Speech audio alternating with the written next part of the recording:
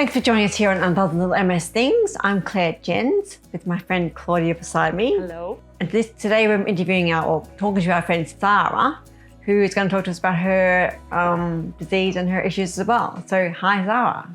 Hello, good to see you both. Yes. I thought a good way to start could be asking how you guys know each other, because you're actually friends before this. Yes, we were. We went to school together. Wow. And also university together.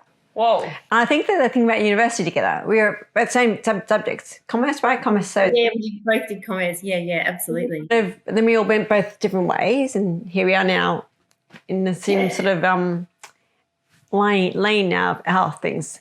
So how did we start there? I think maybe one funny little story is that, Sara, could you tell your side of the story of when you've recently reached out to Claire and how you forgot? I forgot. I'm so sorry, so rude. I forget. Yeah, so, look, it was my fault. You know what? Like, because obviously Claire, we've seen Claire on TV, I've watched the movie, so I'm kind of like, oh, that's Claire, that's great. So I just reached out to Claire and said, really good, love the movie, and there had actually been, I've got young onset Parkinson's, and there's been a lot of talk on the Parkinson's groups around the movie. And whilst it wasn't on Parkinson's, it had a real impact on people with Parkinson's as well as obviously MS. So I just reached out to Claire and said, hi, it's Sara here, and I know. Sorry, I'm so rude. I didn't mean. John look at the feed. Goes, oh, Sara Warmbrand. I said, yeah. I didn't connect. My brain's a bit damaged, so I didn't connect Sara Warmbrand. I knew her to school. I didn't. The connection wasn't made till John said, that's us from school. I said, Sara, the same Sara. And then I said, oh, hi, Sara, it's Claire. But anyway, we got together. Now we are now. It's great. I did say, because Claire was like, yeah, hi, great. Would you like to come on my podcast? I'll get my PA to set it up for you. And I was like, I'd do the same. Like, I had a PA. I'd be getting them. Yeah, and to be fair, I was, writing the message. I helped Claire with the feedback, and it's been so lovely. There's been so many beautiful people that have reached out, and so we'll jump on there. And then John called me that night and said, Claire knows who it is, and it was this whole thing. And I said, I messed up, but now we're talking now, which is great. So I'm glad it all figured itself out in the end, which is great. Yeah. So you would have had lots of people reach out, Claire, and say how much it's meant to them? Yeah, I have people in the MS community being very engaging and very involved, which is just wonderful. That's our whole purpose of the whole thing, was to get some sort of voice and some sort of vocab and dialogue going on, which is, I love that part. And also getting one from a different disease like yourself is also fascinating for us. So I'm curious about how Parkinson's works itself out and how you guys cope and what manifests itself with your disease. I'm just so curious about it. Yeah, okay. Do you want to know a little bit? I do. Please tell us how. Educate us, yes. So I listened to your first podcast, and then I've got really busy, so I haven't had a chance. But it was quite interesting to kind of make the comparisons, because they're both neurological diseases. And obviously Parkinson's is obviously, you always think of it as old men. Like, that's kind of your vision of Parkinson's disease, not young. I'm not exactly young anymore. We're not young anymore, Claire. Sweet chickens, yes. But they still define what I've got, which is young onset Parkinson's. That's how they define it. So it's interesting, Claire, because you talked about MS being you go up and down and up and down, whereas Parkinson's is just a steady decline, I suppose. Oh, really? Okay. You don't have the good and the bad. You just kind of keep getting. It's progressive, so you keep getting worse and worse and worse and worse over time. There's no way of they don't think there's any way of slowing the progression at all except for exercise. So it was interesting to hear you saying the exercise, the impact on exercise, but the only way they and it's not even 100% sure, but the only way they think that progression slows is by exercise, and it's really a lot of exercise. So it's about like 150 minutes a week of high impact. My neurologist says it's not walking the dog. Like, walking the dog is not exercise. Okay, wow. So, and the other, I suppose, so it's quite different. You just kind of get worse and worse. A lot of medication that you can take, all different medications for the symptoms, lots and lots of medications. And again, different to what you were saying. So MS is like, I think you and John were sort of discussing with bi-monthly, biannual or whatever, I have to take medication every 3 or 4 hours. Oh, wow. Yeah. Wow. Okay. Yeah. Okay. So that kind of, and then as the disease progresses, that medication will then not last the 3 or 4 hours. So you sort of have these off times. So you'll have times that you're good.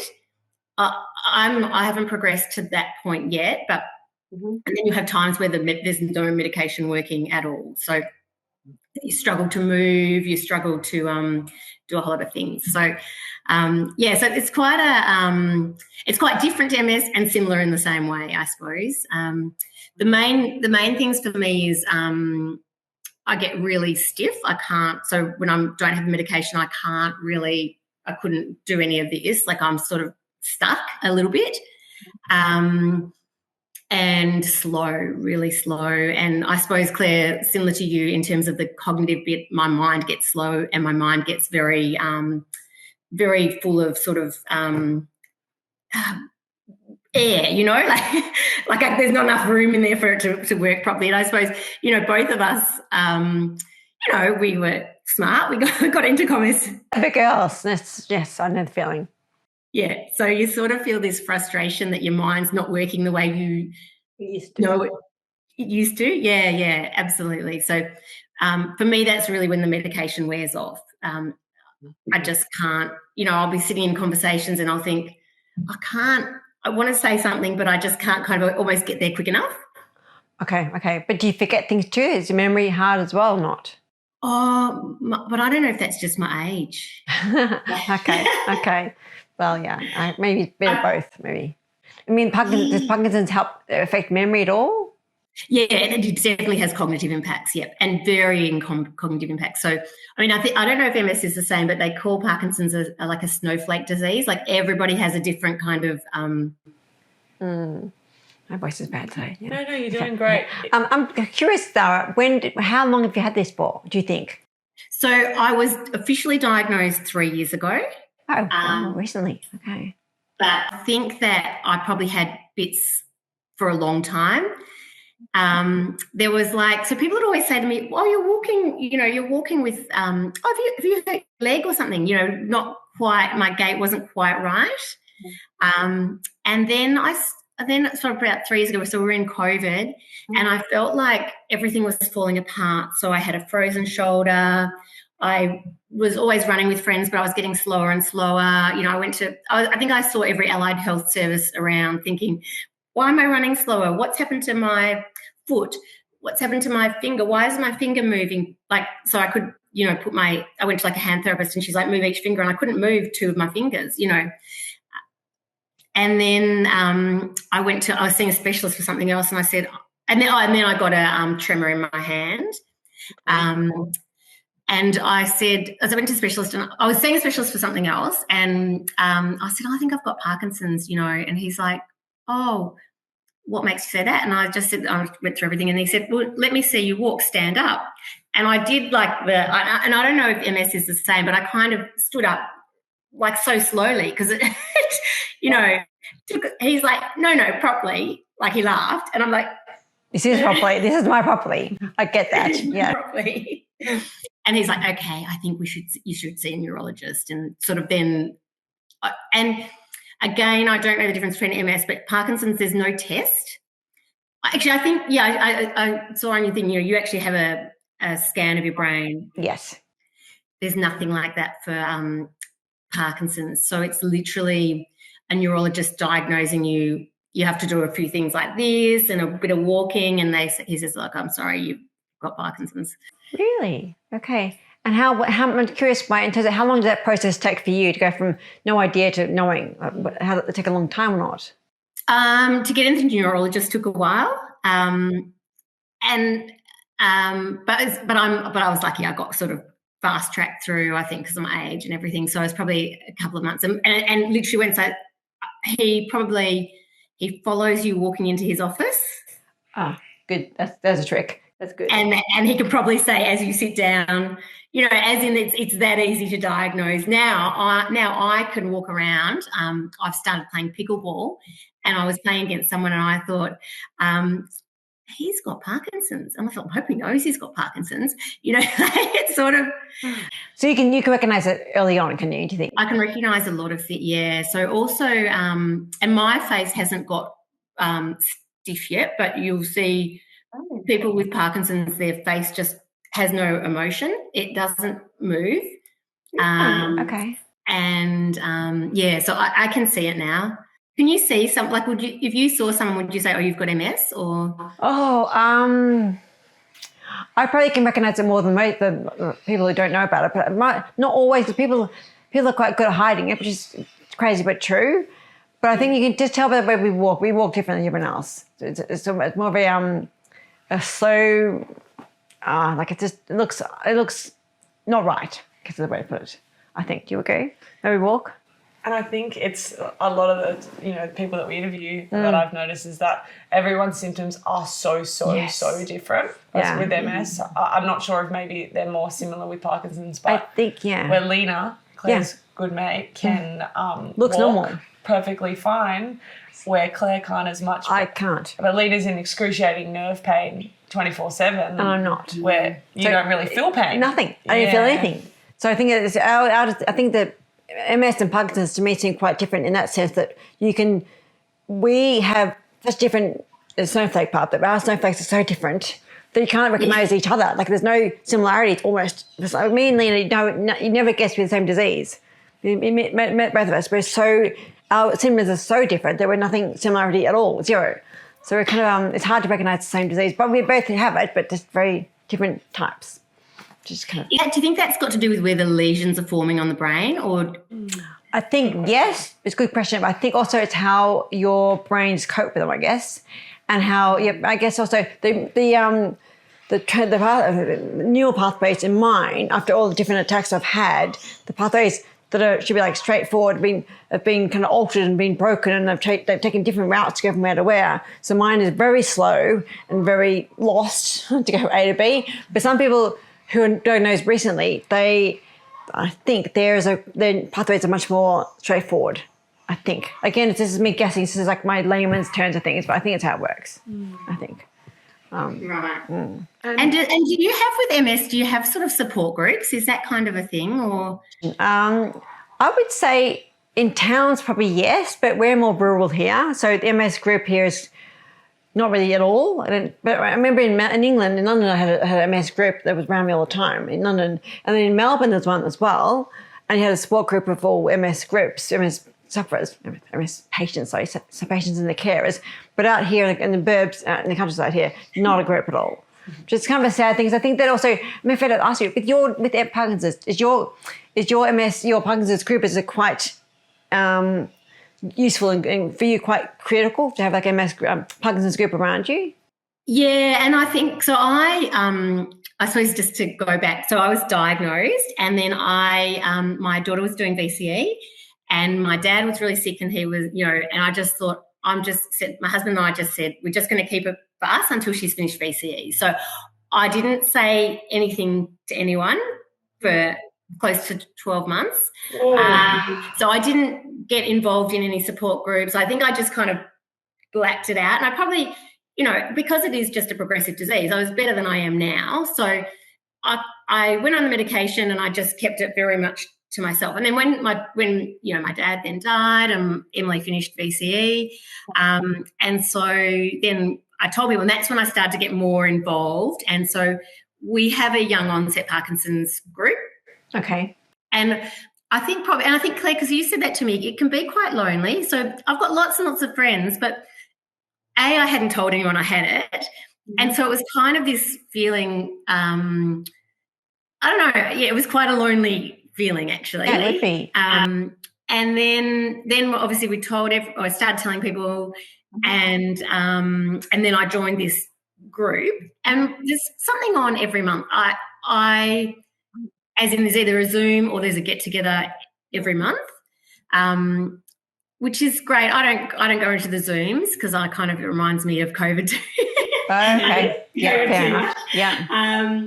But it's really, really good. And then there's a group of 5 of us who have our own little WhatsApp chat that is really nice too. So Are they local people in Melbourne with you? Or? Yeah, they're all because I'm in Hawthorn, they're in like Kew and, South Yarra. That's awesome. That's so good. Yeah. So it's been that loneliness has probably, it's really helped with that actually. So how old were you when you were diagnosed? 51. That's super young. So diagnosis for Parkinson's is what age normally? Well, because it's normally the old man's disease, probably there's a lot of people in their 70s. So, but it's so different because for them, we've all, as in my little sort of group we've all got kids and we're sort of in the prime, like family life. Yes. Yeah. So we don't really have anything to do like the older people. So mainly I think it would be men in their 60s and 70s. But they don't come to it's a totally separate group, yeah. And actually there's a really good Parkinson's Victoria are fantastic. So they put on these symposiums for us where they have expert medical professionals come and talk to us and tell us what's happening in the world and it's very well done actually. That's awesome. They've been very involved in your illness. I love that. Yeah. Yeah. I wonder how many people in Australia have Parkinson's? What's the sort of numbers wise? I don't know actually. Okay. Could be. I wonder if yours is. We're like 30,000, I think, in Australia of MS. Is that all? Right, that is 35,000, or so it's in 30 something, and so I think maybe because in a way not enough of us to get any weight in terms of priorities and funding and various things. Maybe Parkinson's got more people, so you get more. And having someone like Michael J. Fox in a bizarre way helped you because it gave you like a voice or like someone to hold on to, I guess. And his progress has been quite sad though, but it's also been very good for the disease because it gets some attention for the disease, which is awesome. It's amazing. You're so right. And the other thing, obviously you've sort of got the neurological, you've got MND, you've got Parkinson's, you've got MS, and it's all, I suppose, fighting for the same government funds. You're right, exactly. But MND in Australia has such a fantastic voice that, yes, they probably get a lot more funding than... And kind of rightly so as well, because I shouldn't say actually rightly so, but they do, which is good. But I think we're funding for the same funding and the same attention in the same space. So it's hard to be heard, I think. Yes. And I think, Michael J. Fox, not Michael Jackson. Yeah, different guy. Yeah, luckily no, different guy. Yeah. Michael J. Fox has done, the amount of money he's raised and what he's actually, what he's done is phenomenal. Yeah. But it is confronting for me to see him. Yes, it must be because he's been diagnosed for now, 20 years, so more years? He's been around. Yeah. He's been sick a long time. Yeah. And is it with Parkinson's, is it the earlier they catch it, is it beneficial in terms of outcomes or not at all?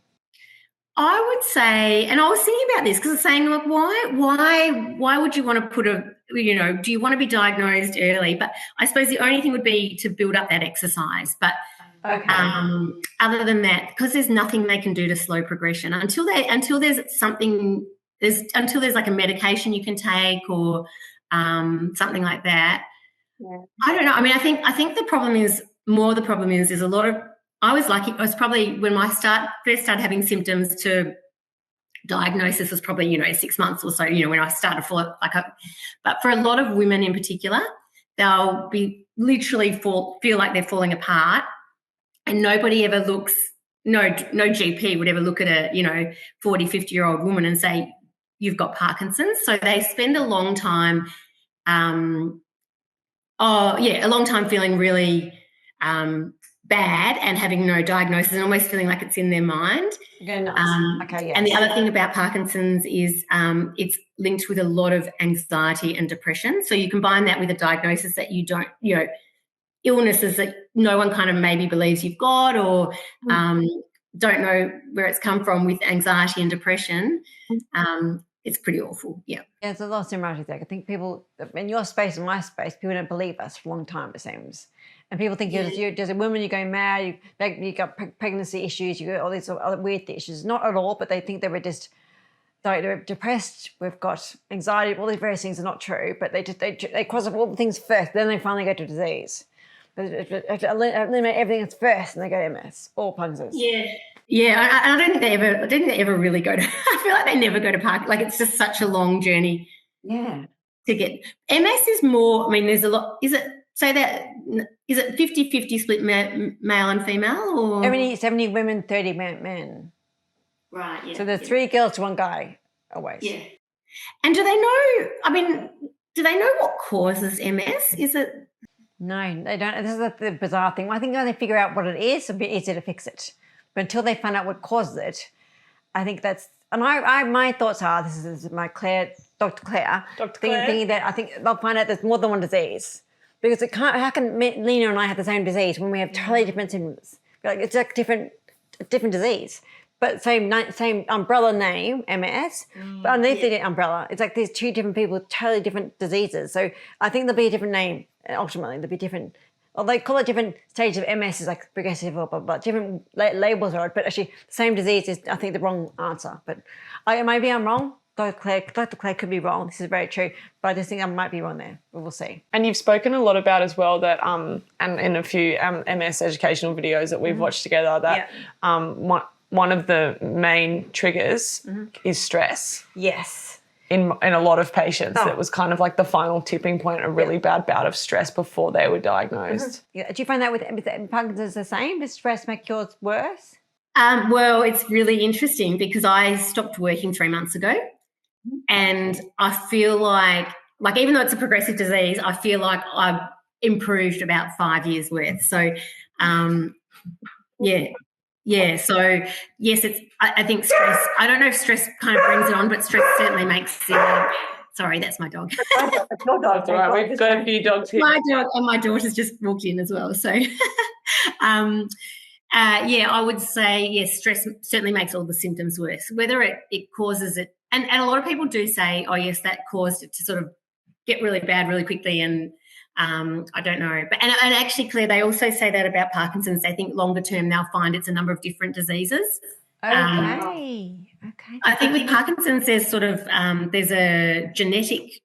There's quite a strong genetic thing. So if you've got a gene and they've isolated those genes, then you're more likely. You won't necessarily get it, but you will more likely to get it. And I have that gene, so I've got the gene type.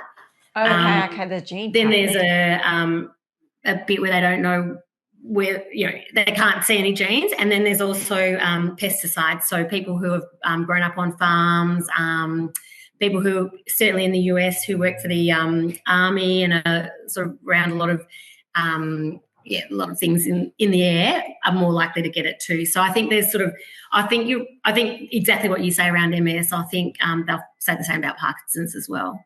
Yeah, I think we always say who's they. They'll figure it out. This famous they, they'll figure it out. But one day they'll figure it out. This famous they will figure out that it's actually 5 diseases and the same name for everything. But that's my thought. Good people doing lots of research. They are. Yeah. Good things working out what it actually is. But so Claire, you don't, because your mum had it, but it's not a genetic. Apparently, it's not genetic. Well, there's a 30% chance of it being genetic, but she had it when she was 70. I got it when I was 28, so I had it way before her. So in a way, hers is late onset MS, whereas mine was early onset MS. So it must be a different disease because it can't be the same thing. And just happened to be mum and daughter. But her MS went straight to a wheelchair. Mine did not. So it's a very different disease in itself then. And my brain's stuffed and her brain is not. She's not here now, but she passed away. But her brain didn't change. And her dexterity didn't change. My dexterity is wrecked. So it's kind of, the symptoms are so different. It's hard to say it's the same disease because I don't think it is. That's so interesting to bring that up though, thinking it's a really good thought that they probably are different. You know what I mean? Yeah, I think they are. Yeah, but for now. It's a different disease. But I think not enough of us. And a weird thing in Australia, not enough MS sufferers here. That's the one. What happens is horrible, but it could be found out. We'll see what happens. I shouldn't tempt fate there. Yeah. The dexterity thing's really hard, isn't it? Like that sort of. I mean, I can't really handwrite. Okay. You can't. You can't fill in the forms. They ask you to sign something.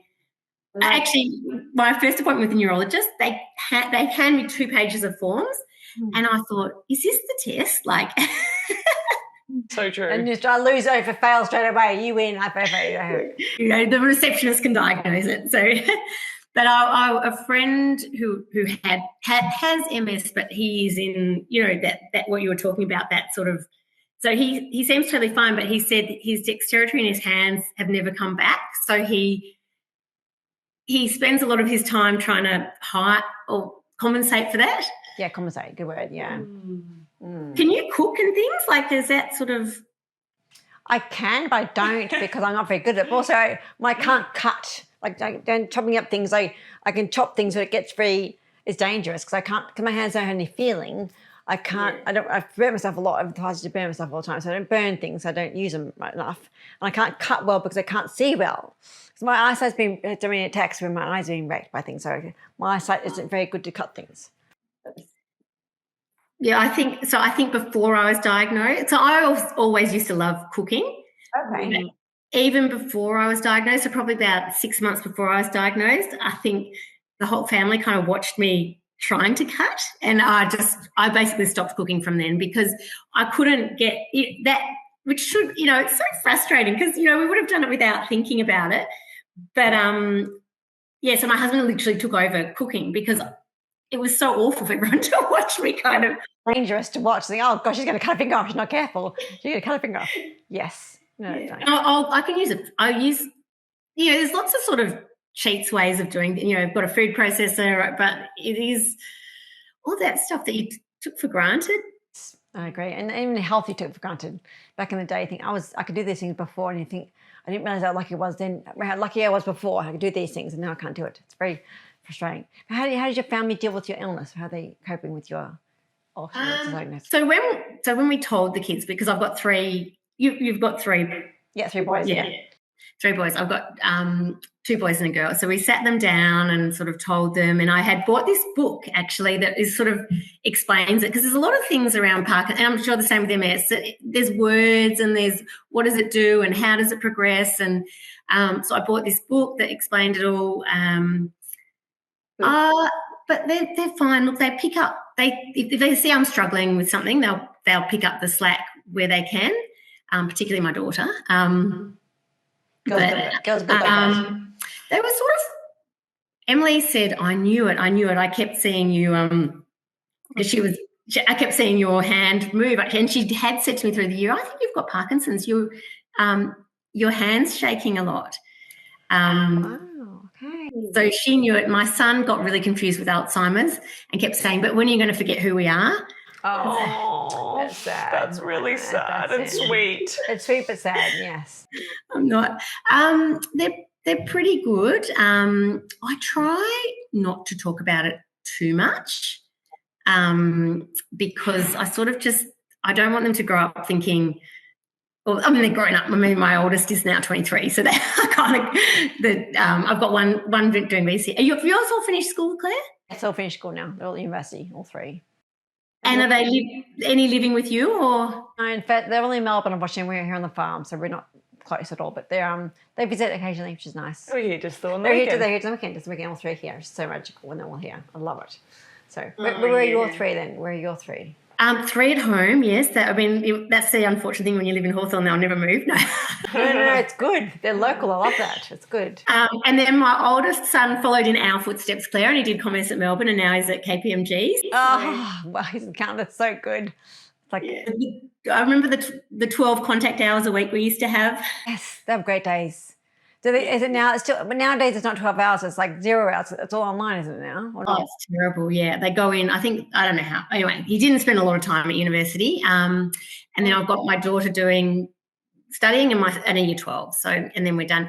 So they're fine, but I do make a conscious effort not to have it a big part of our lives. So I need to sleep. I don't know if you're the same. I need to sleep a lot. So yeah. Does sleeping actually change the day for you? If you could sleep overnight, does it change your energy the following day? Totally, yes. But while I was, and you know, I think that's the fatigue is the main reason I probably stopped working. I just couldn't get through. I was booking meeting rooms and having a sleep in the middle of the day, and even if I have a good 8 hours, I would still like a nap in the middle of the day. Are you the same or no? I go to bed really early at night and I sleep very soundly. And if I wake up, if I don't have that good sleep at night, I'm doing the next day I'm just cactus.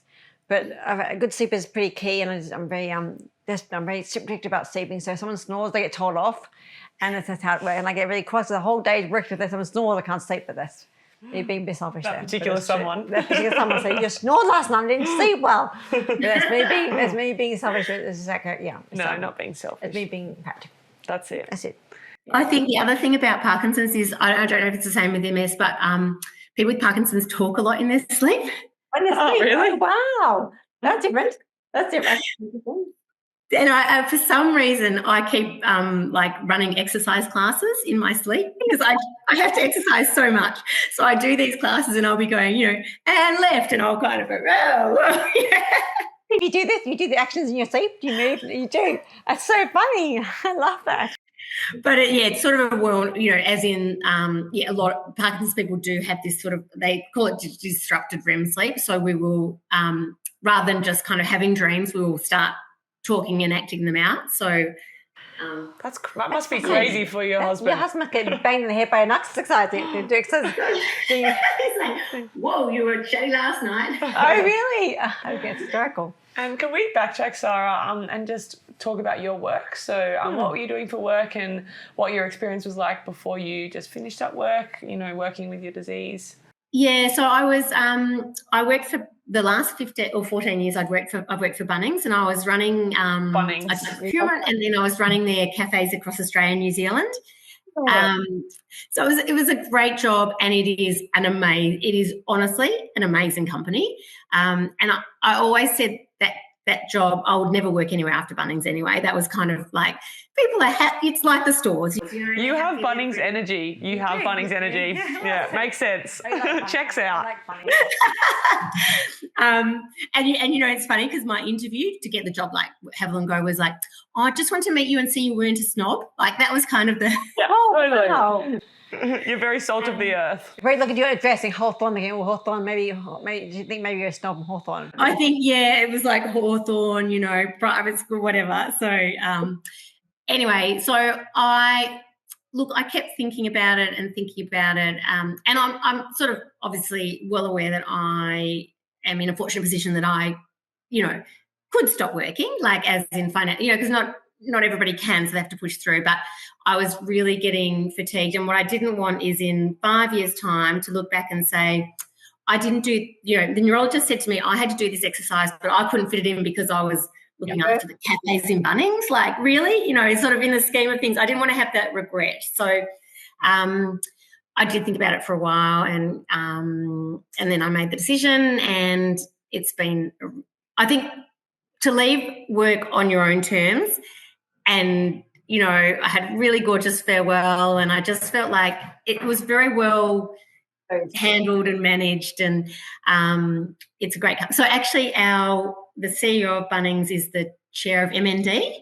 Oh, wow. Wow. Yeah, and he said to me, he's a lovely man. He basically talked about how, all these diseases are fighting for the same money, but he did also say, if you ever want to do any like fundraising for Parkinson's, whatever, our offices are here for you. Like if there's anything I can do, let me, like, so that's the kind of, the Bunnings you see in stores is the Bunnings, anyway. Wow. So then I stopped working. Yeah, go on. I love it. I stopped working, and I have had not one regret. I mean, the kids would say they've never seen me so happy.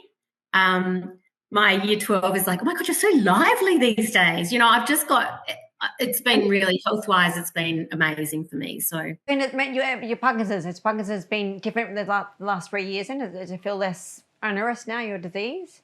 It's much better. It's much better managed. And I think the other thing is because of the medication having to be taken so frequently and adjusted as well, because now I can look after my fitness, I can look after my sleep, I can look after me. Yes. I can manage that better. I was getting really confused. I was like taking too much medication because I was so tired. And when people with Parkinson's take too much medication, that Michael J. Fox where he's sort of all, have you seen him? No, not this part. No. Oh, he's sort of all kind of, he just can't control his movements. He's sort of all like that. Is that too much medication when he does that? Too much medication gives you all these uncontrolled movements. So you go from sort of an extreme of not enough medication where you can't move to, so it's quite a balancing act. But now that I'm not working, I can balance it. And the other thing with this 4-hourly medication is you can't, I get quite impacted by protein. So I can't really eat 2.5 hours before or the medication won't work, or half an hour afterwards. So you've got this very small window of the day to eat or eat, yeah. Wow. It sounds like it's your new full-time job. Looking it's after so your healthy, health. the job. Yeah, it's like Seriously. And I've taken up golf, Good, you deserve it. So you exercise. What exercise do you have to do daily, or has it your exercise sort of regime? Has it worked for you now? So I do, there's a gym here called Orange Theory, which is basically half-hour cardio, half-hour weight. So I do that. I try to do that most days, probably 5 times a week. And then I've got a personal trainer to do really, really big strength work, because I think, with Parkinson's, you end up having falls. That's kind of, and you would have, Yeah, I know about falls, all about falls. Yeah. Yeah, it's all about falls. So I think the more strength I can get before I get worse, the better. So, yeah. What do you do, Claire? I go to the gym a couple of times a week, and I horse ride, Yeah. which I love. It's probably my Yes, best. you do. It's my favourite place. And what else do I do? You go for walks I around walk the property. I walk around the property. Your gym and is your thing. The gym's as my well, thing. I go to yeah. the gym and do Where you work I do really weights hard. work in the gym because with the falls similar to MS falls and Parkinson's falls. Falls are like they take you right down, go down a few notches each time. So you can't have falls. So just trying to avoid them like the plague. So I go to the gym to get strength up because muscle strength is kind of a critical thing to not have more falls. So it's like a catch-22. The more falls you have, the sicker you get. But I try to get more. My speech is too fast. No, you're I doing calm well. down. I We'll speak take very a breath fast. all together. I gotta breathe and be calm. So I work out to stay healthy, to not have falls. That's better. Well said. That's a bit better. Sorry. I think that's right. And I suppose my concern is I have a fall and then I can't do the cardio that I have to do because I've, broken my hand or I haven't done that. But that's my fear, is that's why I'm really trying to avoid falls, because I think once I stop doing the cardio, it's very hard to get back into it. So what medication do you, if you don't mind me asking, what sort of medication do people take in your situation? What sort of medication are offered? So when you first get diagnosed, so it's a lack of dopamine in our brain, basically. Oh, really? So when you first get diagnosed, or I was put on something that would make the most of the dopamine I had, so really kind of push that. Yeah. There's a sort of a step from that, another medication which I didn't get put on because there's a real, I don't know, 10% of people, but I think it's more than that, end up having gambling issues or addicted to online shopping. So the medication makes you gamble?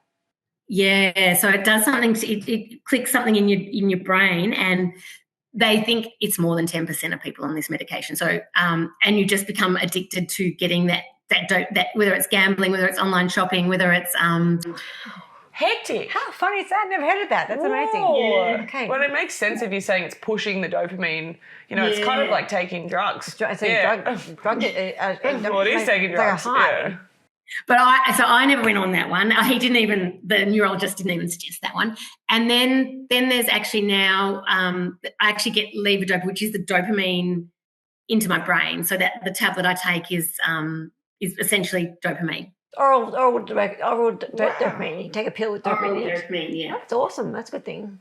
Yeah, and now they've just last year, like the last 6 months of last year, they've released because of this whole thing around the eating thing.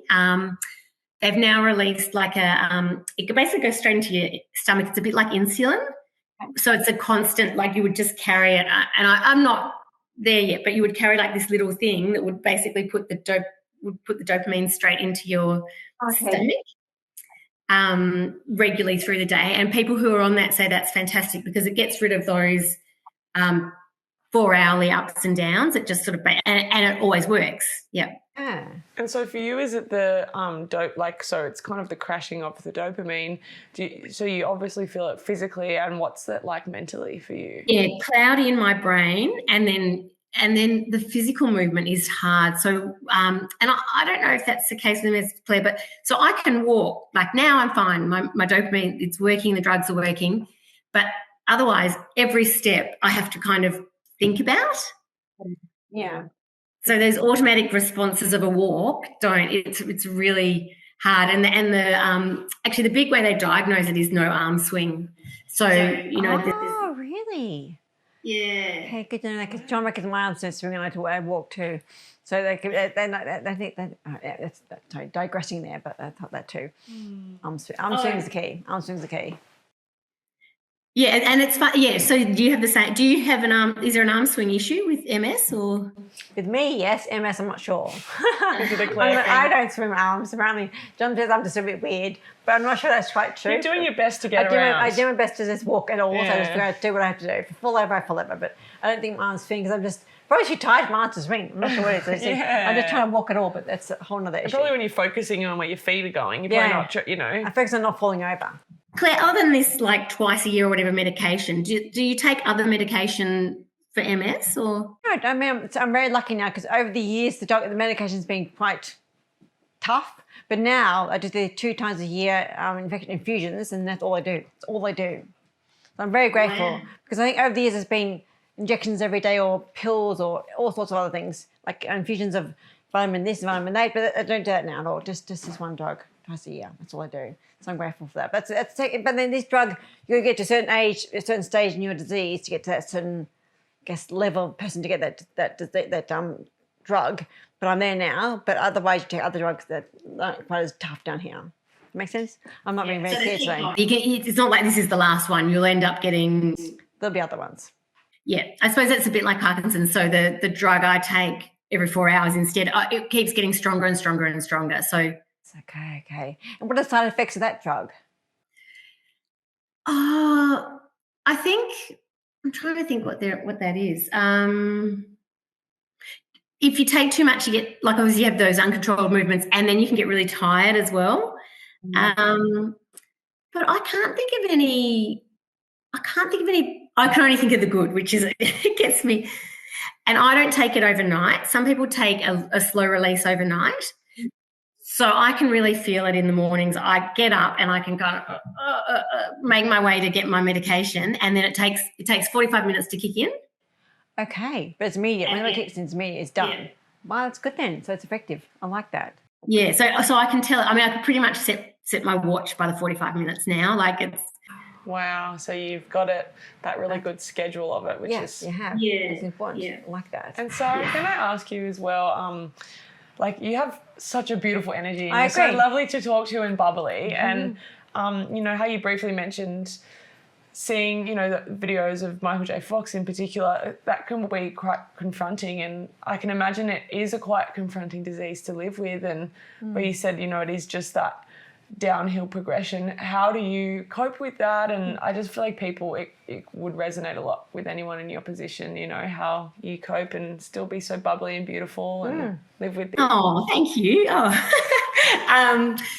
I really make a conscious effort, and I think there's I was actually talking to my husband about it last night. I was talking to my daughter, someone anyway, and I was saying it's made me appreciate, because I don't know what the future's going to hold, like at the end of the day. So I look at where I am now. I've got this gorgeous family. I've got, really nice, lovely husband, nice life.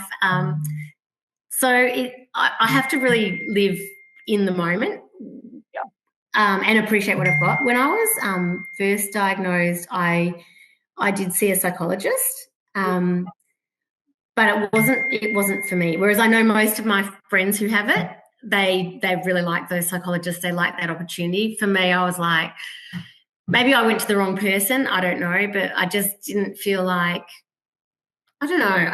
It wasn't the right thing for me at the time. And probably maybe I'm just blocking that whole kind of bad news stuff out of my brain.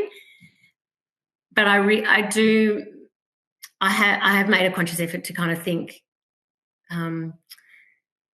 forward. And I do probably think there's a whole lot of things that are making me happier than would. I don't let the small stuff stress me anymore because there's much bigger stuff to stress about. Yeah. And it's just nice to hear and beautiful to share, and any those trickles of hope for people, and like you said, and no matter who you are, you don't know what the future holds, and you can't get stuck on that, and that's really, like, it's incredible the way you think. And I agree, it is. Yeah. Are you surprised, Sarah? Are you surprised? I'm curious as a question. Do you think that, given the diagnosis now, given 10 years before, would you think 10 years before, would you have dealt with it as well as you had now? Like, are you surprised at how positive you are and how good you've been about things?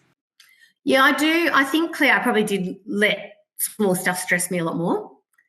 Okay. Yeah, I think, just those silly, stupid stuff that would have upset me, things that would have upset me, just don't, like, whatever, So you see the real things in life, the important things, sweat the big things, aren't they? Yeah.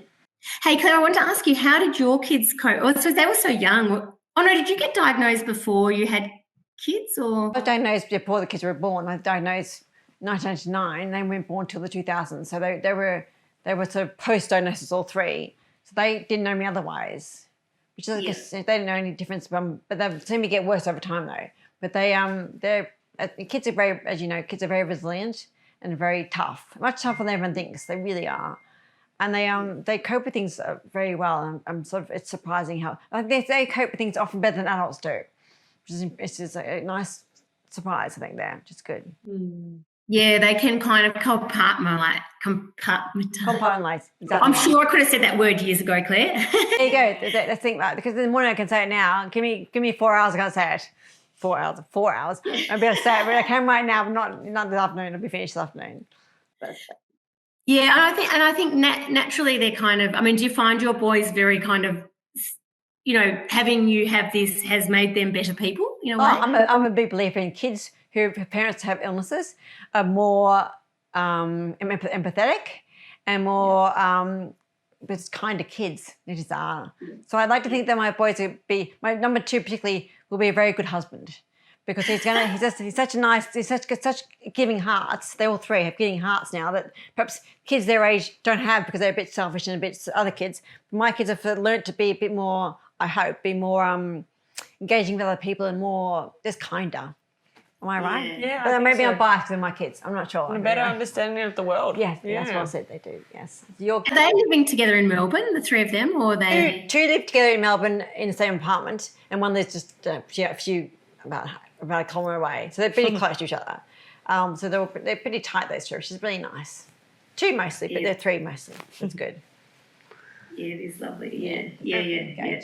And Sara, what does the next little while hold for you, future-wise? Like, any things you want to accomplish, or what you're working towards, living your life? Got anything to share? Yeah, well, actually, so when I stopped working, which was end of October, I said my nature is that I'll start doing everything, I don't want, I'm retired now, I've got to focus on retirement. But I was tired. So I probably slept for most of the year, moving up to Christmas. And now I'm obviously back and ready to so I'm just really doing a bit of volunteer work, taking up golf. By the time I exercise, I think that's probably it, just kind of living a nice life, really, making the most of everything that I've got. We will, once my year 12's finished, my husband and I are going to travel a bit more, so that'll be nice. And I think, you kind of want to, I keep saying I don't want to have any regrets. So, that going overseas now, well, I know that we can. Basically just living like that, yeah. All the time. I like that approach a lot. Yeah, it's beautiful. Everyone should believe that way too. Everyone should think that way, because life is short. And every day is special, and I'm saying it to myself too. Say it out loud. I'm saying it to myself, Claire. I think every day is so special and so magical in Australia, particularly. We're lucky to be here. I'm lucky to be, especially we're here in the countryside. In the countryside with beautiful surroundings, I feel very grateful. That's so true. That's right. I think it's such a nice way. Actually, I should write that down. I'm not a journaler, but I think that idea of every day being special and make the most of it is actually, it's fantastic. Yeah. Good. I'm glad you It seems that's how you live without even knowing you it. seem the Bunnings vibes coming out here. Yeah, the Bunnings Bunnings. vibe. I think we have Bunnings to thank for that. No, We like Bunnings. Bunnings has you to thank. Yeah, it's good. We're lucky there. Well, perfect. Thanks so much for your time. Yes, thanks, Sara. Yeah. Do you get, I'm going to ask you, do you get called Sara a lot? It must drive you crazy. Oh, constantly. Yep. Like literally, but I don't even notice. So Okay. But Sara, Sara. Sara. So early on in my working career, I had feedback from a manager and he said, you can't do the chop. I used to say, it's Sara. And he said, you can't do the chop. And now I don't even notice it. You're chopping off the hate. Chop Sara. It's like saying, saying rude words. I can't swear and swearing. I say rude word there. I'm glad we got it right. Yes. And so you haven't worked since you were diagnosed, have you? I think my disease was, my diagnosis meant that I got diagnosed and I was in hospital straight away. So I was diagnosed and also retired straight away. So I was 28 then, so it just never worked another day. So that's a totally different sort of scenario there, I guess. But I know it didn't work ever again. Are you going to do another movie? Well, I probably am with John, I hope. Yes, we are. Yes, we will. But maybe about MS, that'll be a different one. I don't remember, but it'll happen next year. Yes. A few things in the pipeline. Yeah, pipeline. Yes, it's keeping us busy. That's great. Keeps us busy. Yeah, I'm glad. Got any dirt on Claire from when she was younger? Oh, this is coming that's from production. rough. Okay. I mean, honestly, every male at Carey and every male doing comments at Melbourne was mad. Like, so I know that John obviously was madly in love with Claire, but I don't think there is a male at Carey who wouldn't. Oh my God, Claire! Oh my God, Claire! She was. You don't think I'm crazy? I did not know this. I really, honest to God, did not know that. And John reckons I should have known. I said, I didn't. How would I know these things? That's what makes you beautiful, though. No one told me ever. Oh, that's so funny. Of course, though. Little doll. Yeah, no. So that would be my dirt on Claire, and it wouldn't come as a surprise, to be honest. To anyone. Thank you, Sara. It's nice to hear from someone else other than John. John gush all the time. It has officially been confirmed. Okay, that's good. Well, I mean, as much as John thinks he was special, like, in love with Claire, that wasn't the case. There could have been 500 people that did that movie. My head goes swell. Thank you, Sara. That's very kind. Thank you. Oh, this is so funny. Thank you. Oh, well, it's been lovely chatting with you. Claire was lovely, to have that balance of, being a gorgeous person and having every male. Thank you, Sara. You're very kind there. Do you guys have any photos together from high school or I don't think from... we do. Any photos, uni or photos together, Sara? I don't think we do. I can't think of one. I'll have a look. That'd be nice to clip Because in. of course I'll forget. Yeah. I forget, but maybe yes. Sorry. Oh, would you like to end the segment then? So it's been great talking to you, Sara. I'm glad we caught up. I'm glad you saw my post and you contacted me and I eventually got back to you. But we got there. And take care. We should catch up again because I want to hear your prognosis go to with your Parkinson. I'm fascinated by the whole thing. It's interesting. Sounds great. Stay well too. Stay very well. You too, Claire. Really, and I think what you're doing here is so fantastic to kind of, for people to listen into, particularly who have MS, and understand kind of there are other people going through the same journey at the same time, whilst different ways of going that journey. I think it's really good for people to hear it. So yeah, It's kind of sad It too. is. Thank you, darling. Thank you. Nice to meet you, Sara. We'll see you next See you. time. Bye. Bye.